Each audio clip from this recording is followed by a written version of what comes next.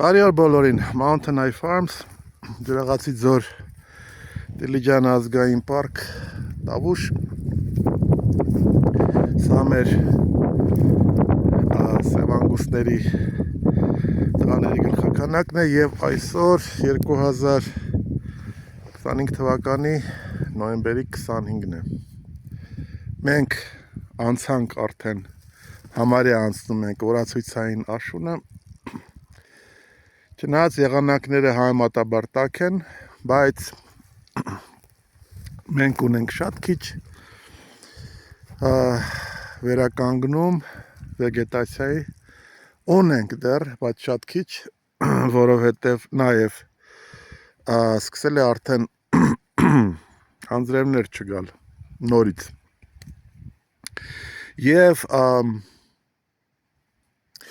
և խոսում են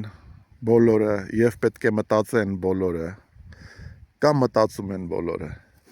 ձմեռացման մասին, հատկապես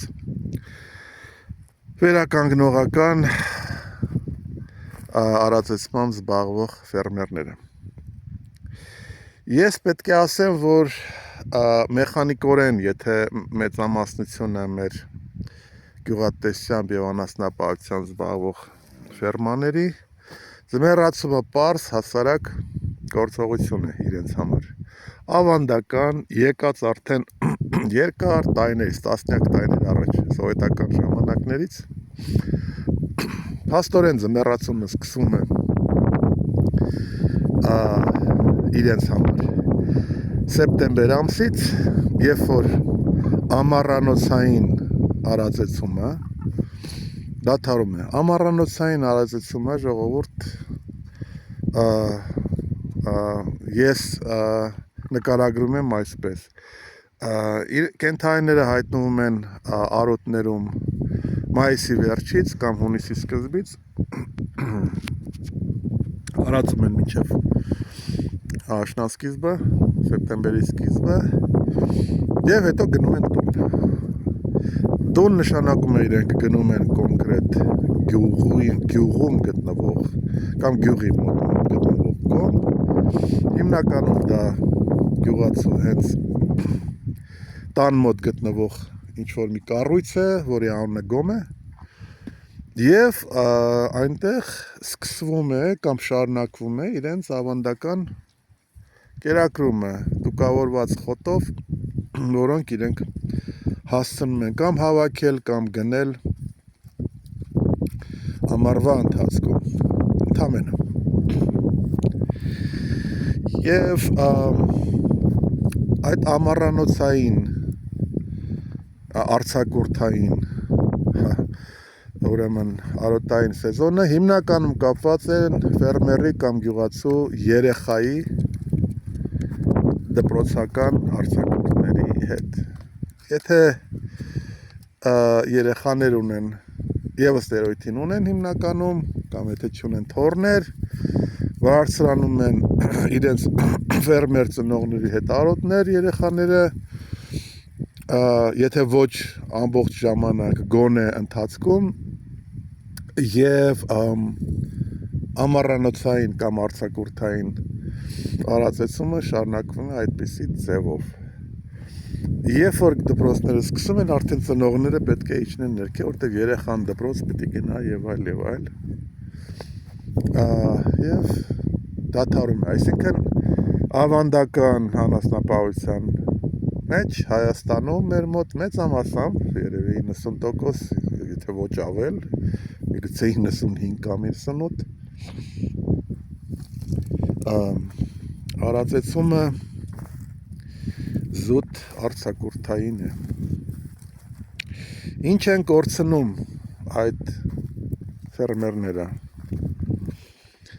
Այդ ֆերմերները կորցնում են կիլոգրամներ և մսի, և կաթի, և պանրի մեջ, որոնք իրենք արտադրում են։ Մեր տարածաշրջանում, Տավուշում, քանի որ հեռագնային արոտները, նույնիսկ արձակուրդային արոտները, բայց մարդիկ հեռագնա արոտներում են և հիմնականում ժամանակ և հնարավորություն չի լինում ամեն օր կաթ իջեցնել։ Եվ ընդհանրապես կաթ ստանալը ամեն օր խիստ ռեժիմով պահպանումը հեռագնահարոտում անհնար է, դրա համար մարդիկ տեղում պատրաստում են իրենց պանիրը տնական, որը շատ լավ պրոդուկտ է եւ այդպես պետք է անել, բայց արձակուրդային հարացեցումը վերջացնելուց հետո վերադառնում ենք տուն եւ սկսում ենք կորցնել արոտներ, 50 կիլոգրամներ մսի եւ բաների մեջ եւ արոտները թողնում ենք հետևում։ Դուկավորված խոտը արդեն նրա հնձելուց հետո արդեն նա կորցրացել ունի սննդային հատկությունները եւ շարունակում է այդ սննդային հատկությունները կորցնել, պահպանման ընթացքում ոչինչ չի տալիս, համարյա ոչինչ, այն մինիմալ 8-9% պրոտեինը չունի, կամ եթե ունի կորցնում է ընթացքում եւ գյուղացին կամ ֆերմերը սկսում է կորցնել քաշ, սկսում է կորցնել կիլոգրամներ միս եւ սկսում է կորցնել կիլոգրամներ կաթ, եթե պետք է ուրեմն ինչ-որ մի բան ստանա, պետք է գնա հատիկային կերեր առնի, որոնք թանկ են, գտնել է թանկ եւ պատրաստելն է թանկ եւ գնելն է թանկ, հատիկային կերերն են թանկ եւ ինչ է տեղի ունենում իր պրոդուկտը եւ կենթայիները հիմնականում տոհմային չեն, մաքրացեղ չեն, դեգրադացված ցեղեր են, ամենուրեք նկատվում է ֆիասկո, ներքև դեպի ներքև, կորուստը կորուստի հետևից մինչև տեղի ունենում այն, ինչ որ մենք տեսնում ենք վիճակագրության մեջ։ Վերջին 10 տարիների ընթացքում Հայաստանի խոշոր եղջերավոր կենդանիների թիվը պակասել է 30-ից ավել, 32%-ով համարյա եւ շարունակում է ընկնել, շարունակում է վերանալ։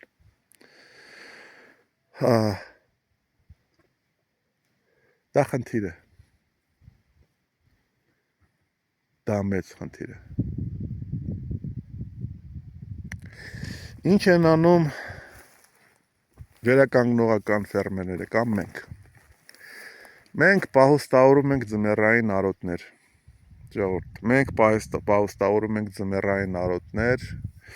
եւ ես փորձելու եմ բացատրել կարճ ինչ է նշանակում պահուստավորել ձմեռային արոտներ եւ ինչ է նշանակում ձմեռային արածեցում։ Ձմեռային պահուստավորված արոտ նշանակում է այդ արոտավայր մեր դեպքում իհարկե կլիմայական պայմաններից կախված, բայց մեր դեպքում այդ արոտավայր պետք է չմտնի կենդանին հուլիս ամսից գոնե։ Հուլիսից նա չպետք է մտնի այդ արոտավայր։ Փակում ենք մենք արոտավայրերը էլեկտրական հովիվով եւ այդ արոտավայրին ժամանակ եք տալիս երկար հանգստանալու եւ վերականգնելու։ Ձմեռային հարածեցումը սկսվում է նոյեմբերի վերջից եւ դեկտեմբերի սկզբից եւ շարունակվում է ամբողջ ձմեռ։ Ընդհուպ մինչեւ սառնամանիքներ են, մենք գիտեք, որ մենք գոմեր չունենք եւ մեր սևանգուստները համարյա կլոր տարին գտնվում են բաց երկնքի տակ։ Իրենց համար կենտրոնական ջեռուցման համակարգը այդ պահուստավորված արոտավայրն է։ Բացատրեմ ինչ է նշանակում պահուստավորված արոտավայր եւ հատկապես ինչով է նա տարբերվում տուկավորված խոտից։ Տարբերվում է հսկայական տարբերությամբ։ Վերականգնման ընթացքում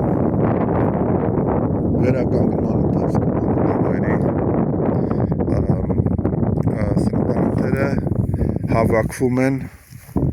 այդ բույսի մեջ եւ քանի որ նա արմատից չի կտրվել, այսինքն նրան չեն հնձել, արմատը շարունակում է այդ սննդանյութերը պահպանել անընդհատ, ուրեմն լիցքավորել բույսին սննդանյութերով հիմնականում շաքարով։ Ֆերմերի բախտը բերում է, երբ որ սկսում սկսում է սառնամանիք, սկսում են մինուսային ջերմաստիճուններ, որովհետև այդ ընթացքում արմատը անում է ամեն ինչ, որպեսզի շաքարը բույսի մեջ պահպանվի, շաքարը պահուստավորվում է այդ շաքարը, ոնց որ կոնսերվացվի, հա, եւ այդ ընթացքում եւ նույնիսկ երբ որ ձյուն է գալիս այդ խոտի այդ բույսի վրա, շաքարը առանձնանում եւ ընդհանուր 4 զանգվածի մեջ նրա ուրեմն տեսակարակշիռը միայն ավելանում է։ Դա ուղղակի փրկություն է ձեր կենդանիների համար ձմեռային արոտով, որտեղ իրենց պետք է շաքար, իրենց կենտրոնական ջեռուցման համակարգը այդ շաքարն է, որը պահպանվել է այդ սառած, կիսասառած ձմեռային արոտավայրի բույսի մեջ։ Ի տարբերություն քաղաց կտրված խոտի, որ ընդհանրապես արմատից կտրվել է եւ նրա մեջ սննդանոթերը գնարով դեգրադացվել եւ դուրս են եկել։ Ձեր կենդանին ողջ չի մնա կամ քաշաչ չի պահպանի տուկավորված քաղաց խոտով բոլորովին։ Դա է տարբերությունը։ Մեր կենդանիները կմնան ձմեռային արոտներում ընդհուպ մինչև այդ արոտները ամբողջությամբ ծածկվեն ձյունով։ Երբ որ մեր արոտները ամբողջությամբ ծածկվեն ձյունով, միայն այդ դեպքում մենք կտեղափոխենք կենդանիներին ծածկի տակ եւ կսկսենք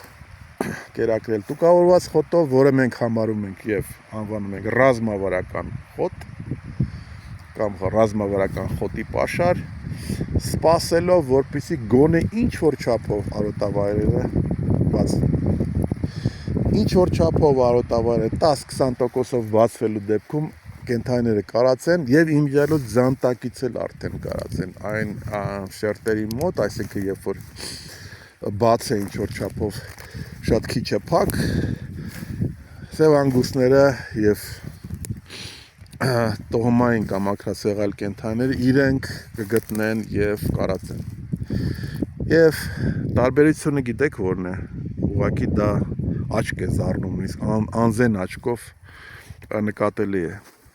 Երբ որ մենք կենդանիներին, մեր սևանգուստներին անցկացնում ենք տուկավորված խոտի կերակրմամբ, անզեն աչքով է նկատելի, որ նրանք քաշ են կորցնում ամեն օր։ Եվ բավական է, որպեսզի սառնամանիքին նրանք դուրս գան կիսաբաց, կիսահալված լանջ արոտի եւ մի քանի օրից վերականգնումը քաշաճերի եւ մարմնակազմի նկատելի է։ Այդքան է տարբերությունը։ Հիմա պատկերացրեք, թե ինչքան եւ ինչ է կորցնում գյուղացի այն ֆերմերը, որը զբաղվում է ավանդական անասնապահությամբ առանց ձմեռային պահուստավորված արոտավայրերի։ Իդեպ այս մասին ես գրել եմ հոդված, կարող եք կարդալ մեր կայքեջում, մեդիա հոդվածներ բաժնում եւ ընդհանրապես այցելեք մեր կայքեջը, այդտեղից դուք կարող եք եւ հոդվածների բաժնում հետաքրքիր ինֆորմացիա կարդալ հոդվածների տեսքով, որոնք կարճ են եւ հասկանալի, մշակված այնպես, որպեսզի հեշտ լինի կարդալը, ինչպես նաեւ կարող եք առցանց գնել մեր ամբողջությամբ բնական մարգագետնային արածեցմամբ աճեցված միսը, իմիջիալոց նաև արդեն եւ անգուստի եւ դորպերի։ Սա մեր սև անգուստ տղան է, որը շուտով պետք է գնա քաղաք, երեք մի երկու շաբաթից եւ հենց հիմա նա միներալ է ուտում։ Այսպիսին է կարևորությունը պահուստավորված արոտավայրերի։ Պետք է ավելացնել վերջում նաև, որ արոտավայրերի պահուստավորումը եւ պահուստավորված օգտագործումը մեծապես ազդում է եւ հողի առողջության վրա եւ արոտավայրերի վերականգնման, հատկապես նրանց բազմազանության, կենսաբազմազանության վերականգնման վրա, որտեղ ավելանում է խոտի զանգվածը, արմատային համակարգը ուժեղանում է եւ որակական բազմազանությունն է ավելանում են այն խոտաբույսերը, որոնք նախընտրում են ձեր կենդանիները։ Միայն այն պատճառով, որ այդպիսի արածեցման միջոցով, վերականգնողական արածեցման միջոցով խթանվում է եւ ճնշում է գործադրվում եւ խթանվում են հենց այդ օգտակար եւ կենդանիների համար դուրեկան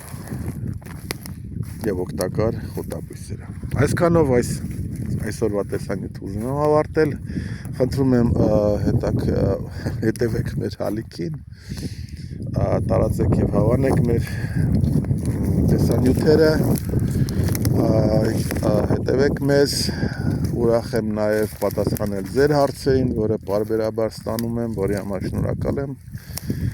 ցտեսություն եւ կտեսնենք։